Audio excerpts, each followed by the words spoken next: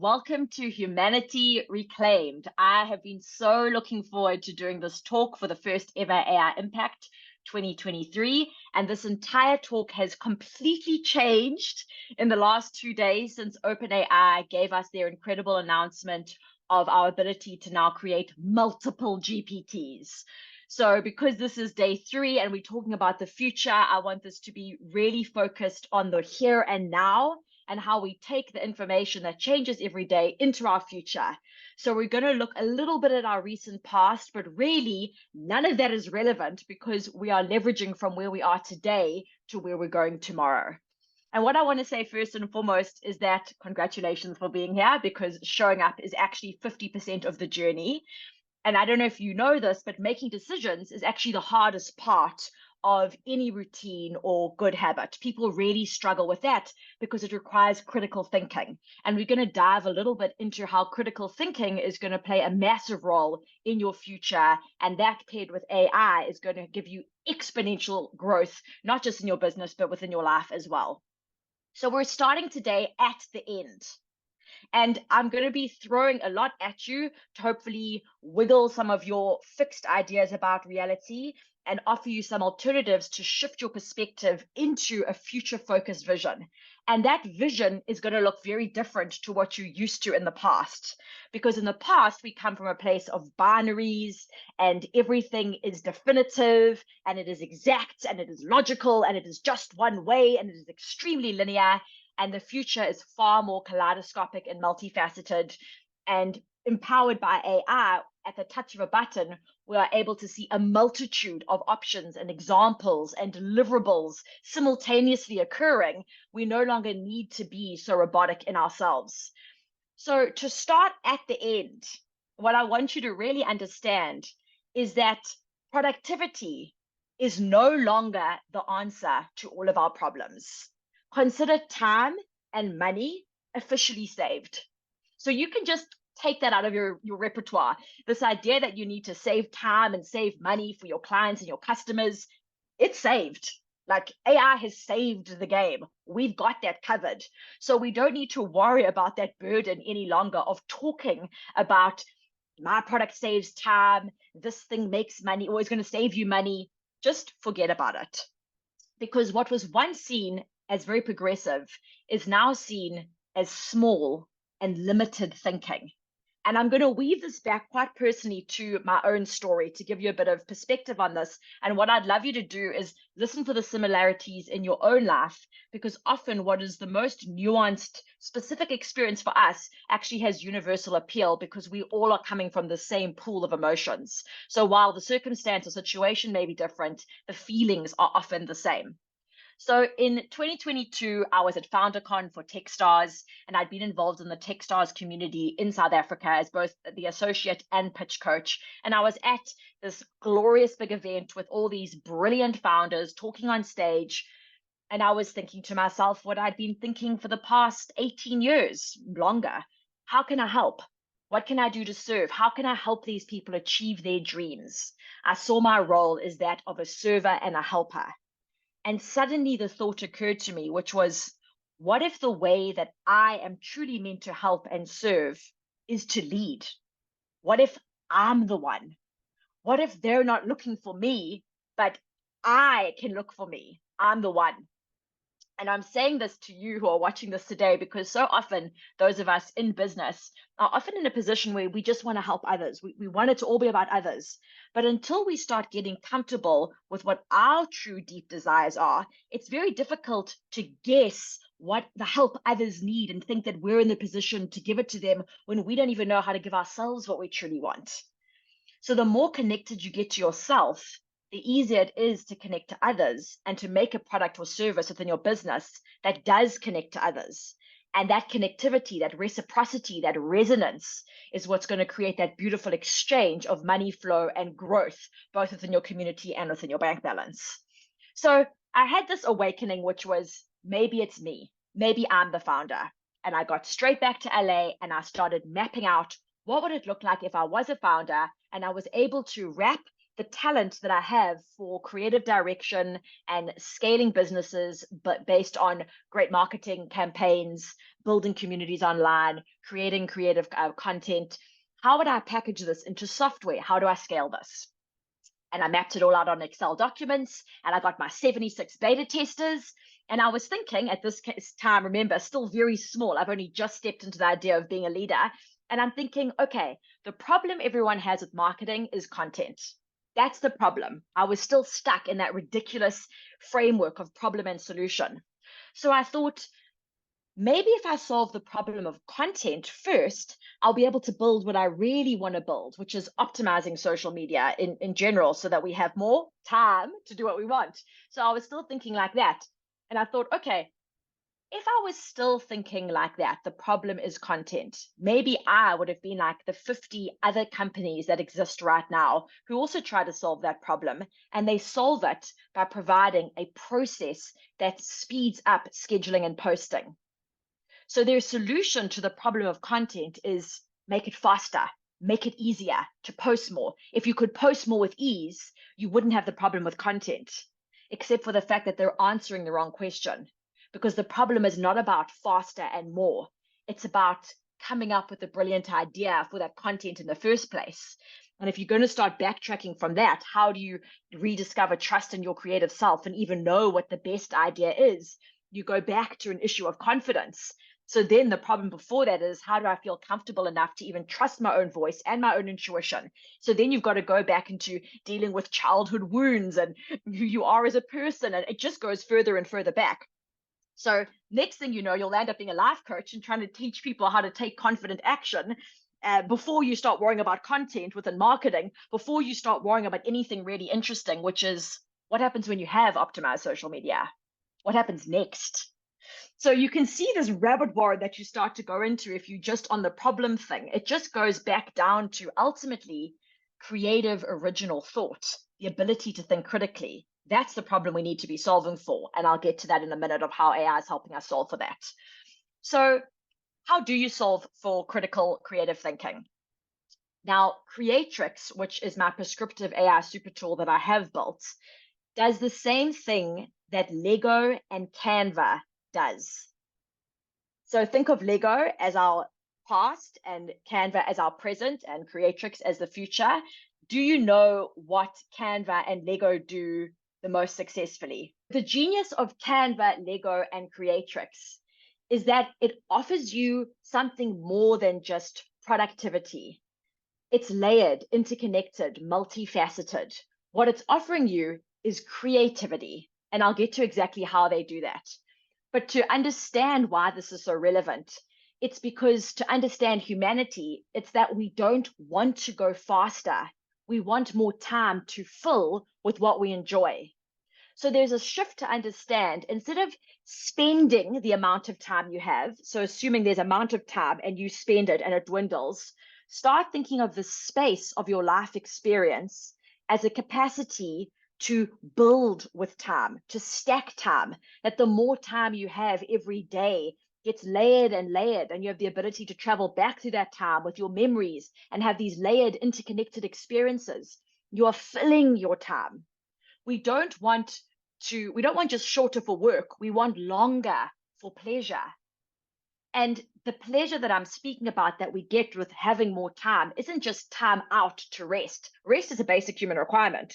Once you've rested and once you've connected with others, you start to tap into your creativity, your ability to play. There's more, not just less. Now, I love this. I'm divorced, and this is something that I saw that my ex-husband, God bless him, said in one of his businesses. And I thought it was absolutely hysterical and just completely showed the difference in perspective that we both had. So if you've been around online for the past couple of years, you'll see that everything is about hacking this, 4-hour work weeks, accelerate, optimize, just all those buzzwords. So I see that he creates this living workspace, very Adam Newman vibe. And the tagline is accelerate life. Accelerate life. Like to what? To death. Die faster. It could have literally said die faster because that's what it's saying. You don't want to accelerate life. You want to enjoy, you want to savor, you want to extend the moments. Not everything needs to be faster and more. Some things need to be slower and eternal and forever. So that's the different perspective. We've saved time, we save money. What do we do with the space? How do we fill our time? Because once you are rested and connected, you are able to create. So, what I'd love you to think of is, if it is solved, it being the problem that you're trying to solve, go then to a broader perspective in the world. If the hungry are fed, if there's peace on earth, if you've helped, if you've done the thing you want to do, what do you do next? What do you, in your pleasure, do next? How do you lead by the example of what it is to give yourself the thing you so desperately want for others? You got to start at the end. And I call this the over the rainbow strategy. So assume that your client's problems are solved. Show them what happens once it's solved, and then they will ask you the process or the tool or the framework that got you to that place. But do not try and sell someone on a process. So to revert back to what Lego and Canva do so well, Lego doesn't just sell you building blocks. They don't just say, here's a bag of building blocks, build whatever you want, because they understand the problem is people don't know what they want. They don't know how to critically and creatively think. What they do is they sell you little maps, pictures, boxes, build a spaceship, build a tree, build a house, build a person. They sell you millions of options and opportunities. And you then get the package and you build the thing, you follow the instruction, and you have a creation. Once you start getting really good at creating what they suggest for you, you may start interpreting this and being creative and leveraging the ideas into your own designs. But ultimately, you are buying so many packs of Lego because you are buying ideas that you then get to manifest. It's the same in Canva. Canva is not just saying, oh, design anything, and letting you go, well, what? What could I design? They're saying, here's an Instagram post, here's a LinkedIn post, here's a this, here's a template, here's that. They are giving you 1,000 different options, more than 1,000 to choose from. Yes, you have free reign to choose, but that's only one choice. Choose a blank canvas and make it your own size, customize what you want, or choose from all these options. And all these things that they're giving you, these creative choices, these neatly packaged choices, are little gifts, are presents, are deliverables. I'm obsessed with the word deliverables because it's just so neat and lovely. I just think of it as this package that gets delivered, whether that's a post or whether that's anything you've created, it's delivered. And the beauty about having that deliverable is you can track the value, the impact, and the results that that thing gets. So to bring this back to what Creatrix does, instead of trying to solve for the problem of how do I speed up content, how do I make content easier, and how it initially done that was the first interface was Canva was, well, choose what you want. Do you want audience growth, more sales, an engaged community? And based on what you wanted, you could learn all these different tools and things, and then you would make content. I was like, no, none of that. You can go to my business school if you want to learn how to do everything. I'm going to start at the end. I'm going to start with the results. What are the results that the content gets? And how do you leverage from that? Let's just put a pin in that and we'll come back to that of exactly how that works. But I want you to start thinking about your end. What you thought was your end in your business is just the beginning. And that's when you start tapping into the realm of possibilities. So let's look at our very recent past to start questioning our assumptions even more. Because the more you question things and you question the language that we use, you're able to expand your thinking and invite more creativity and more questions, more critical thinking in. So language matters. And if you've been around online for the past couple of years, you may have heard things like Richard Branson is a mogul. He's an empire builder. He's one of the most successful entrepreneurs ever. Be like Richard Branson. However, if you are a woman, you might have been told that you are multi-passionate, multi-hyphenate, you're a hobbyist, you're scattered, you should focus on one thing. That's your problem. You're not focused. Richard Branson can do whatever he wants. I mean, he's a genius, but you aren't successful because you need to be focused. You need to be smaller. This is literally a trap and a trick, and it's fundamentally not true. You're not thinking too small. You're not thinking big enough. And the beauty of AI is showing us that at once, 10, 20, 100 different things can be happening simultaneously, all at once, all interconnected, all through automations at the touch of a button. You do not need to be limiting yourself to one and the other and the other. It is no longer linear, it is interconnected. We are more free than we've ever been. So it's time that we start to diffuse our focus so that we can actually see things differently. Instead of focusing on that pinpoint of exactly what we want, that tiny little dot, we're missing the bigger picture. We're missing how all the dots connect and make up something that didn't even exist before, because the old way of doing things is over. It's done. I'm going to say it again. Productivity is not the answer. Time and money is saved. Just stop talking about it. Get on to the next thing. What is the next thing? What's the next thing for you? So AI can fundamentally help you, but it can only help you if you are starting from the right premise. So your starting point is so important.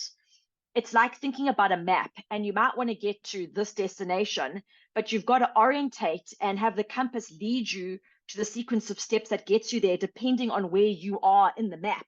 You've got to actually know if your instructions are take 3 steps to the right and then turn left. That'll work if you are orientated to where the destination is. But if you're facing another direction, you're just going to get completely diverted.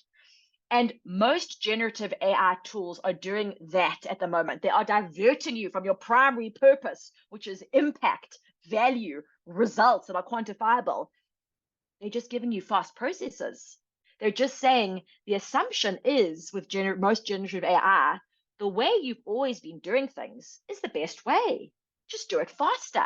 That's the solution. But it's not the solution. You get to have more interesting, elevated, accentuated, expansive ways, alternative ways to doing things instead of just fast, like hamster churning the way things have always been done. And this is why you should always ask a creative if you have a question. Don't go to the guru, go to the creative, go to the artist. And before I tap into a real example of this, I'm going to share with you a really real life example of what we're seeing in the online space and the shift of marketing toward edutainment. When you look at the past and you look at one of our most successful marketers of the past, Gary Vee. Gary Vee is your all-American guru who shouts motivational quotes at you and tells you you just got to film yourself 24/7 if you have an entire team that can support that. Churn content, just put it all out there, and you too can be mediocre, not that attractive, don't have a great body, don't have all the appeal. You can be an average person and you can be wildly successful. But what Gary Vee is leaving out of the story is the fact that he comes from like a billionaire father. So he already had a majorly leveraged head start. His first job was within his own father's company. So if you do have a billionaire dad, 100% you can be average. You can also be a mediocre white male in America and be relatively successful if you're backed by your dad's money. But if you're not, those rules don't apply. The good news is the future is not looking at an unfair starting point. AI is democratizing access for all of us, very similar to what social media did. So the biggest TikTok star in the world, and I'm using TikTok because it's the fastest social media platform, is a brilliant performer called Khaby Lame. And he's an ex-factory worker, Senegalese in Italy, and he is performing to audiences that are going wild around the world. And he is using classic mime and clowning techniques of physical performance. It is simple, it is humorous, it is connected. There is a beautiful reciprocity between him playing with his audience and listening to them. He's not telling you what to do, he's just connecting. And that is huge in terms of getting influencers for your brand, for your business. If you can hold attention, that is something that people want, because those are the people we're looking at. And when you have that captive audience, that emotional pull leads to a spending pull. It's why they used to make shopping centers such entertainment platforms and entertainment theaters, because the longer you spend in a place, the more likely you are to spend your money. So someone like Khaby Lame, having him as the face of your brand, has huge appeal and credibility. So when you are becoming your own brand ambassador, you don't need to be like Gary Vee. You need to look toward the future, which is Khaby Lame. What is he doing? And if you're not going to be the face, how can you get people who are more like him to be along that trajectory than trying to be like the gurus of the past? So a simple example of asking creatives is a very simple question, which is, what is 1 + 1? If you ask a logical person who's grown up, conditioned by the world that we live in, they'll say 1 + 1 is 2. But if you ask a creative person, they may say 1 and 1 is 11. It's exponential growth. Two numbers together is 11. If you ask a creative, they might be able to, at the top of their head, come up with 10 different options for what is 1 and 1. 1 and 1 is the start of a pattern. 1 and 1 is balance. 1 and 1 is a pair, that kind of thing. Now, if a creative is driving an AI model, the creative can take that direction, that orientation, and ask AI to continue with that train of thought exponentially. So you can say, if 1 + 1 is 11 or a pair or this, give me 100 other examples of what it could be. And literally, AI will just give you the most beautiful examples you've ever seen. Like, wonderful. But the output is only as interesting as the question is. And the beauty with AI, what it does when you do things like that, is it shows you the hundreds of possibilities instead of conceptually saying, there are a lot of possibilities in the world. You don't have to think linear. It's not black and white. It's not between the prison bars of have to and should. There's a space between. You just show the space between. You say 1 + 1, and then you give 1,000 different examples of what it could be. And you show why whose voice you listen to, or in Kabi Lami's face, the voices you don't listen to, but the people you energetically respond to, who you are choosing to look toward matters. Now, large language learning models are mirroring back to us our collective consciousness. It is the summation of every generic output that has ever been there, standard practice, the way things have always been done. And as we know, the way things have always been done have been dominated by a very small demographic of the world. We're hearing from very limited voices. That's why a lot of these ideas that we're still running with today in 2023 are dead ideas from the past. They're coming from pre-war era. If you read books by James Clear and all these other gurus, 89, I think it was 89%, or maybe it was like 94%. I ran the stats of the people that man quotes. And James Clear isn't even a bad example. He's like a harmless example. All of his examples of men who are talking about how to optimize your life and productivity and these things, they're all dead. They're from the 1800s. They're speaking about a world that we don't even live in anymore. Where are some original voices? Where are some new thoughts, some new perspectives? Because if you ask the same voices, you're going to get the same old boring answers. How are you going to rewrite the future to something more inclusive, more kind, more harmonious, more balanced if you keep looking to the past? So AI is a tool to be leveraged, but first you've got to have a very clear idea of where you want it to go. Otherwise, it will be terrifying because you're just going to see reflected back at you everything that's wrong with the world. Okay, so let's just pause there for a second and look at how we can do this differently. We can start looking at valuable results. Instead of problems and solutions, valuable results, deliverables, as I mentioned before. So to take it back to Creatrix, the thing that I had in mind when I was building this model out with AI is, what results does it get you? Because who cares if a great post takes you longer to make? I don't. If the results are better, I'll take longer. I want the results more than I want the speed. I don't need to churn pieces of content every single day if one powerful piece a week does better. What happens when it's live? And that deliverable is something that you can track. So like we use Lego as the example, the piece is built, the Canva post is created, or in Creatrix, it actually generates deliverables. So the machine basically takes any URL in the world, you input the URL of a social media platform, it audits and analyzes every single post that has ever existed, and it takes those insights, and then you get to choose how do you apply those insights into specific deliverables. Do you want those insights applied into a content forecast plan? Do you want them into a competitor report with other accounts? Do you want them into a strategy? What do you want to do with the answers? Because all the answers are there, but how you apply the answers, that intelligence in action, is what happens next. And that's beyond being productive. That's critical creative thinking. So you can customize a model with any deliverable you want. And I push the clients to think further with that. And I'm pushing you now with this. It's not just a strategy you want, it's a strategy so that what happens? What do you do? What do you deliver because of that? And how are you tracking each of those tiny components? What's the best results you can get from this thing? And when you start thinking like that, a lot of the processes that we used are no longer relevant when you move straight toward the results. So we're seeing things now like chatbots. You've got to ask yourself the question, do I need a chatbot, or do I even need this piece of paper? Do I need it to read my blog?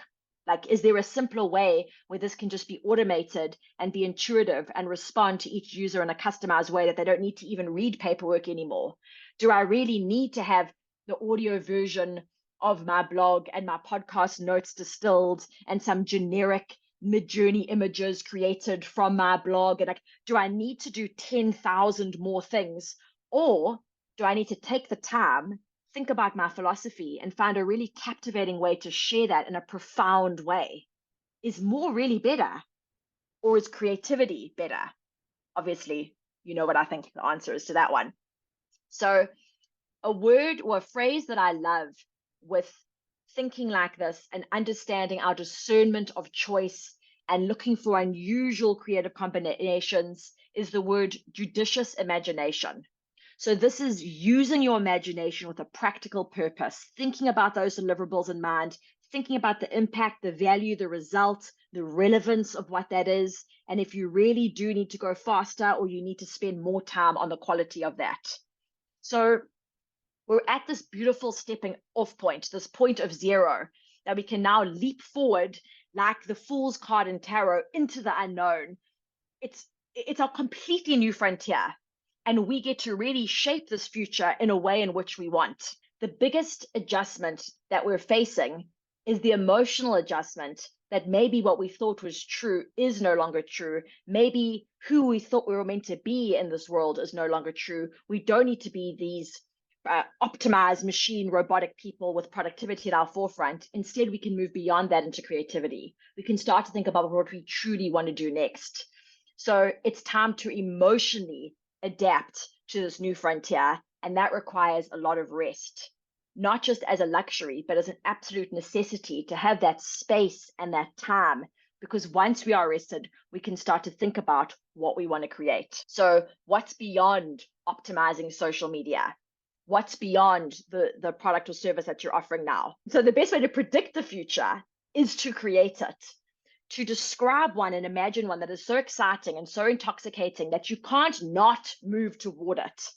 So it's taking that extra time which you have and adding it to the ordinary so that you create something extraordinary with it. You get to learn from artists, tap into your childlike self, your innate fascination with everything. What draws your attention? What pulls you in? Knowing that there is no rush because you've already saved time. And with this saved time, you get to explore and dream, experience and play. And that connection to yourself through play, to others, to your business and the world is your currency. And the deeper you can connect to others, yourself and the world, the more prosperous you will be. Because ultimately, business is an extension and expression of who you are. And so are your GPTs that you are able now to create with OpenAI. Thousands, a host of little GPTs working for you all around, all interconnected as you would like within all your multifacets. You just need to know, what do you want them to do? What result do you want them to get? What impact will they have for you and for the wider audience? And then you get to play. The best thing you can do for yourself right now in this AI world is to give yourself some grace, give yourself some time to emotionally adjust to everything that is going on. And that's what happened to me with Creatrix. So I built this super tool that does things that would take me 2 weeks and literally 2 seconds. All the results were there. And I really got to start to ask, what do I want? What's the result this gets? Test things out, all these different combinations, really great. But between that testing, I needed the space just to rest my mind and just to free myself. And because I'd saved so much time, I was able to ask myself the deeper questions. What do I want? And what it turned out that I wanted was, I wanted to spend more time with family. So I came to London and have spent time with my sister. We're going on holiday to Tulum at the end of the year, and we're just going to relax and not do anything. I was able to go back to theater classes and perform again. Instead of thinking, How do I speed up a product demo for Creatrix? I've taken time out to choreograph a dance with another dancer at a studio of what does Creatrix feel like, look like. I've got to really play in that creative space and make things of value that I can be proud of. And one of the most exciting of all is really look closely at tangible examples of how I do see the future. And the simplest way I can describe how I see the future is that we are returning to performance art. We are moving away from meta to theater. We are inviting back clowns. And that might sound super weird. I will be breaking this down in multiple blog posts about exactly what I mean with this return to clowns. Kabi Lame is a prime example of that kind of performance art. So just think of clowns distilled into a lot of different deliverables. But with this beautiful space, I've had the time to go, how do I take a simple idea and heighten that? How do I expand that? How do I make more out of that? Not how do I do it less and faster? How do I make it more? And one of the ideas is, are clowns the future? How do I experiment with that? Well, I can become a clown myself. I can perform. I can do a science experiment. And I heighten that even further. And on Wednesday next week, I'm going to Cambridge University, one of the best universities in the world, with my lab coat and my glasses on. And I'm doing an experiment called clown science, spontaneous combustion. What sparks? What fizzles? What's that? So super random, an experimental improvised interview with one of my favorite clowns of all time. And we're going to see, are clowns the future? Now, I would never have had the time to do this before if I was just worried about optimizing the post. It would have been, are clowns the future? He has a tagline, or post a picture of a clown, or get Midjourney to make something for me. No, instead, this will be a beautiful beginning of a whole potential series where I can see how this feels, see how the audience responds. If it does work, I can interview more clowns, I can perform more, I can try these things out. But I can have the time and spaciousness to expand something and make it extraordinary. And a final example is going back to performance for myself, doing absurdist performance art, not just talking about it theoretically, but putting myself on the front line, me, the one doing it. If I think that's the way the world is, how do I live into that truth now? So creating a play, hopefully for the Edinburgh Festival next year, maybe the year after, we'll see, called I Wanna Be Software, about this exploration of one woman's quest to expand into all of her simultaneously doing things all around the world. And I get to book theater space and play and perform and fill my time because I have saved time and saved money with the help of AI and with prescriptive AI super tools like Creatrix, which not only audit and do my grunt work and my computer work, but then forecast exactly what needs to be created so I can pick and choose the best pieces and expand those into something truly magnificent.